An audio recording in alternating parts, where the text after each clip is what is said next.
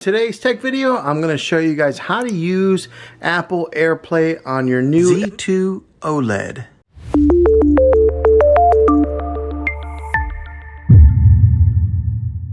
So right here, this is the home dashboard. It may look like this for some of you guys. If you have an older OLED TV model, this probably looks like a familiar screen also. But what we're going to do is, there's two different ways that you can access AirPlay on here. You can do it from this screen right here, clicking it right there, or you can click the home button on your remote control of your Magic Remote. So when you click the home button and you get to this screen here, you'll see this middle horizontal row of icons here on the home dashboard. But what you'll do is you'll just click simply on AirPlay.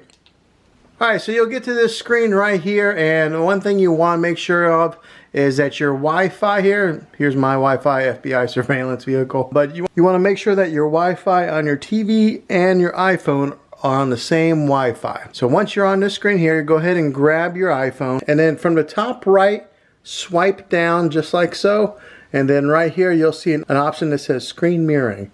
You click on that, and it'll bring up all the options of where you can screen mirror your iPhone. So mine is right here on the very top. There, the LG, tap on that. Then a passcode will come up, and just type in the passcode that's on your TV here on your iPhone.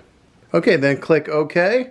You'll see this wheel start to spin, and then voila, your iPhone is mirroring on your phone. Now the great thing about it is, if you do, when you go to like YouTube, which I will right now. Okay, so once you pull up a YouTube video on your phone, you'll see that it is on the TV, and since I'm holding it in landscape mode like this, it's in landscape mode on the TV. So hopefully this video was helpful. If it was, go ahead and throw a thumbs up on it. Go ahead and subscribe to my channel. I make tech videos all the time, and I'd love to have you back in the next one. Take care.